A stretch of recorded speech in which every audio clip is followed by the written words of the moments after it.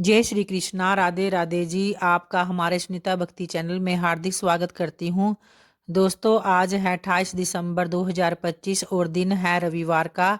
तो आइए आज इस वीडियो में आप सुनने वाले हैं पौष मास महात्म्य कथा का अध्याय 22वां, जिसमें भगवान श्री कृष्ण की अनेक लीलाओं का वर्णन किया गया है। तो आइए प्रारंभ करते हैं।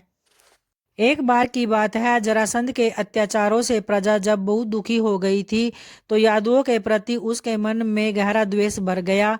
इसलिए भगवान कृष्ण ने अनेक यादवों को मथुरा से ले जाकर द्वारिका में बसा दिया। लेकिन फिर भी कुछ यादव मथुरा में ही रहे। कंस की मृत्यु के बाद जब अस्थि और प्राप्ति दोनों पत्नियां जरासंध के पास गई और उनके सामने अपने वैधव्य दुख को कई तरह से क्रंदन करने लगी, तो जरासंध ने देश विदेश से अनेक राजाओं को बुलाकर यादवों की राजधानी मथुरा पर आक्रमण करने की योजना बनाई। 23 अक्षौहिणी सेना लेकर मथुरा को घेर लिया। भगवान श्री कृष्ण ने सोचा कि एक साथ इतने दुष्टों को मारने का अवसर और कब कहाँ मिलेगा। उन्होंने पृथ्वी का भारहरण करने के लिए अवतार लिया और उन्होंने बलराम के साथ अपनी यादव सेना एकत्रित की और जरासंध पर दावा बोल दिया। तो जरासंध के कहे गए अनेक अपशब्दों को अनसुना करके और उसकी सेना को मारने पर तुल गए। उन्होंने भयंकर युद्ध में सारी सेना का विनाश कर दिया और जरासंध बहुत दुखी हुआ और उसने वन की ओर प्रस्थान कर दिया। लेकिन रास्ते में उसे अनेक मित्र राजा मिले। उन्होंने फिर से सेना इकट्ठी की और मथुरा पर आक्रमण कर दिया, लेकिन कृष्ण ने उसे पुनः असफल कर दिया। इस तरह वह 17 बार पराजित हो गया।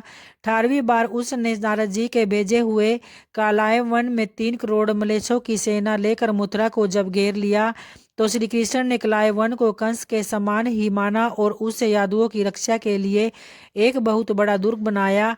और उन्होंने सारे सुख की व्यवस्था करके यादवों को तो दुर्ग में भेज दिया और अपने आप कमलों की माला पहनकर बिना कोई अस्त्र लिए नगरी के बाहर आ गए। कलाय वन ने श्री कृष्ण को पहचान लिया और उनके पीछे पीछे भागा। श्री कृष्ण आगे आगे और कलायवन पीछे पीछे। तो ऐसे काफी दूर चलने के बाद वह श्री कृष्ण को पकड़ नहीं पा सके।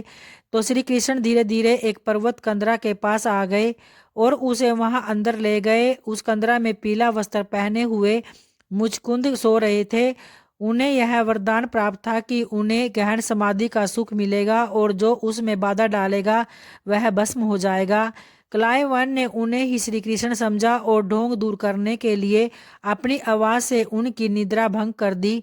मुचकंद ने उठकर अपनी आंखों को मलते हुए जैसे ही क्लाइवन को देखा और अपने भाग्य की सराहना की, श्री कृष्ण के चरणों में गिरकर सत्या और निष्ठा से उसका सत्वन किया। फिर अब उनका आदेश पाकर बद्रिका आश्रम में तप करने के लिए चले गए।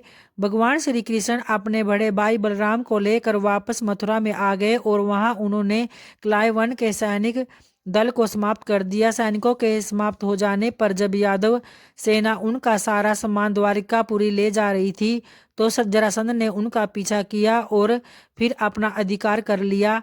तो श्री कृष्ण जी लीला कौतुक के कारण सामान्य मनुष्य की तरह रथ को छोड़कर वहां से भाग निकले। जरासंध ने उनका पीछा किया और सारे पर्वत प्रदेश में आग लगा दी। उसने समझ लिया कि श्री कृष्ण जल गए हैं, लेकिन श्री कृष्ण बैलों के झुंड से निकलकर द्वारिकापुरी पहुंच गए। तो इस तरह से आज की पौष मास की कथा महात्म्य का अध्याय यहीं समाप्त होता है। प्रेम से बोलिए भगवान श्री हरि की जय। और आइए भक्तों, अब भगवान श्री हरि की आरती का श्रवण करते हैं। ओम जय जगदीश हरे स्वामी, जय जगदीश हरे। भक्त जनों के संकट, दास जनों के संकट क्षण में दूर करे। ओम जय जगदीश हरे।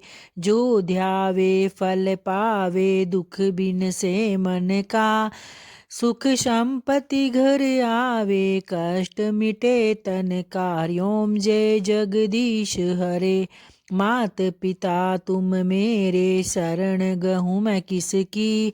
तुम बिन और न दूजा, आस करूं जिसकी। हरिओम जय जगदीश हरे।